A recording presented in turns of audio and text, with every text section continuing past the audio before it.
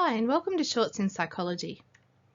In this video, I'll be describing the 5 categories of emotional intelligence, why it is important, and some strategies that can be used to increase emotional intelligence. Emotional intelligence, also referred to as emotional quotient or EQ, is the ability to understand, use and manage your own emotions as well as the emotions of others. It involves using emotion in positive ways to relieve stress, communicate effectively, empathise with others, overcome challenges and diffuse conflict. Emotional intelligence helps you build stronger relationships, succeed at school and work, and achieve your career and personal goals. It can also help you to connect with your feelings, turn intention into action, and make informed decisions about what matters most to you. According to researchers in EQ, there are 5 major categories of emotional intelligence skills: self-awareness, self-regulation, motivation, empathy, and social skills. Let's explore each of these in more detail. Emotional self-awareness is the ability to recognize an emotion as it happens. If you evaluate your emotions, you can manage them. The major elements of self-awareness include emotional awareness, your ability to recognize your own emotions and their effects, as well as self-confidence, which is sureness about your self-worth and capabilities. The hallmarks of self-awareness, therefore, include not only self-confidence, but also being able to perform realistic self-assessments of your emotions and their effects, and having a self-deprecating sense of humour. Self-regulation is the ability to manage emotions, which includes both regulating one's own emotions when necessary and helping others to do the same. A number of techniques, including meditation, recasting a situation in a different light, and taking a walk, can help to alleviate negative emotions such as anger, anxiety, or depression. Self-regulation involves a number of skills, including self-control, which is the ability to manage disruptive impulses, conscientiousness, taking responsibility for your own performance, adaptability, which is handling change with flexibility, innovation, being open to new ideas, and increased resilience, which is the capacity to recover quickly from difficulties. The third category is motivation. To motivate yourself for any achievement requires clear goals and a positive attitude in order to work through resistance, commit, and persist. This includes having the ability to harness emotions and apply them to tasks like thinking and problem solving. Motivation is made up of achievement drive, your constant striving to improve or meet a standard of excellence, commitment, initiative to ready yourself to act on opportunities, and optimism, pursuing goals persistently despite obstacles and setbacks. Empathy is the ability to listen effectively and recognise how people feel. It is important to success in life and a person's career, as the more skillful you are at discerning the feelings behind others' signals, the better you can control the signals you send them. Furthermore, empathy is a great influencer of behaviour. We are more likely to help someone if we feel empathy towards them. There are 2 primary forms of empathy. The first is cognitive empathy.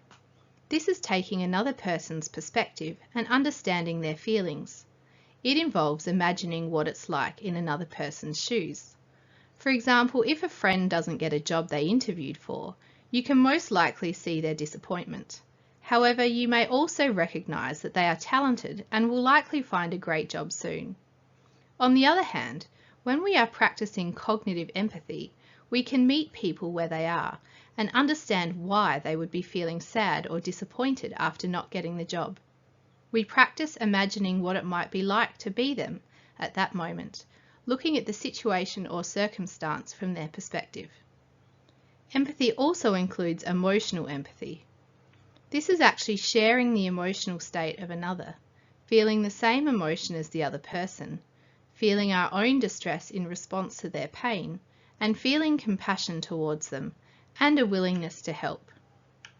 Other hallmarks of an empathetic person include skill in treating people according to their emotional reactions, and cross-cultural sensitivity. The last category of emotional intelligence is social skills and relationship management. Knowing how to develop and maintain good relationships communicate clearly, inspire and influence others, work well in a team, and manage conflict. The development of good interpersonal skills is tantamount to success in your life and career. In today's always connected world, everyone has immediate access to technical knowledge. Thus, people skills are even more important now because you must possess a high EQ to better understand, empathize, and negotiate with others in a global economy. Among the most useful social skills are communication, sending clear messages, conflict management, understanding, negotiating, and resolving disagreements, leadership, collaboration, and cooperation in order to work with others towards shared goals, and building bonds to nurture instrumental relationships. So why is emotional intelligence so important? It's not the smartest people who are the most successful or the most fulfilled in life. You probably know people who are academically brilliant and yet are socially inept and unsuccessful at work or in their personal relationships. Intellectual ability, or your IQ, isn't enough on its own to achieve success in life. Yes, your IQ can help get you into university, but it's your EQ that will help you manage the stress and emotions when facing your final exams. High emotional intelligence can help you navigate the social complexities of school or the workplace, lead and motivate others, and excel in your study and career. In fact, when it comes to gauging important job candidates, many companies now rate emotional intelligence as important as technical ability. If you're unable to manage your emotions, you are probably not managing your stress either. This can lead to serious health problems.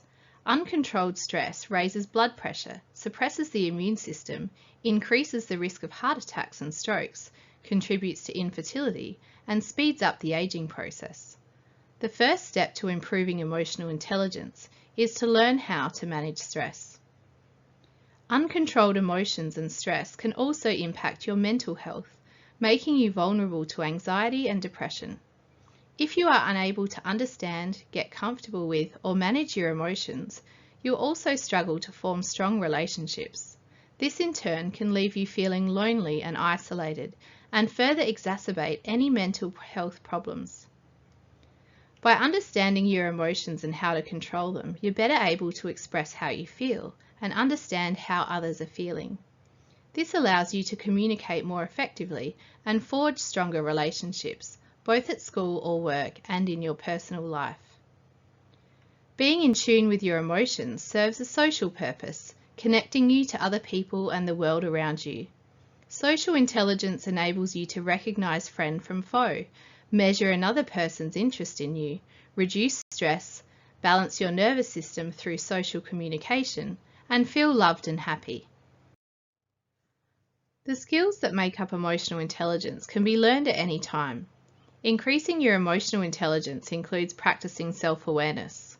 Being able to connect to your emotions and having a moment-to-moment connection with your changing emotional experience is the key to understanding how emotion influences your thoughts and actions. One way of reconnecting to your core emotions and accepting and becoming comfortable with them is through the practice of mindfulness. The second way is to channel your emotions well. By preventing them from overriding your thoughts and self-control, you can use them to make constructive decisions about your behaviour. Learning to motivate yourself and recognising emotions in others to create healthier relationships. And lastly, examining how you manage your relationships.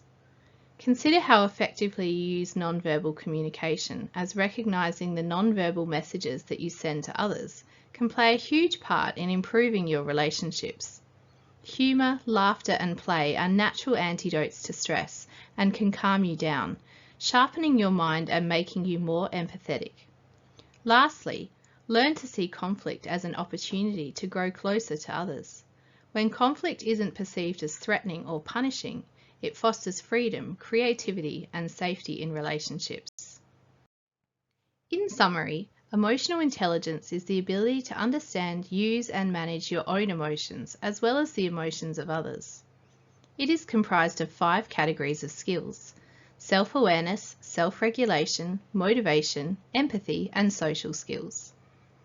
Emotional intelligence is critical for building stronger relationships, succeeding at school and work, enhancing your physical and mental health, and achieving your career and personal goals.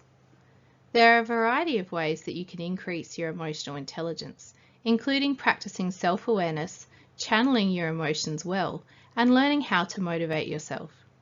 Thanks for watching, and I'll see you next time.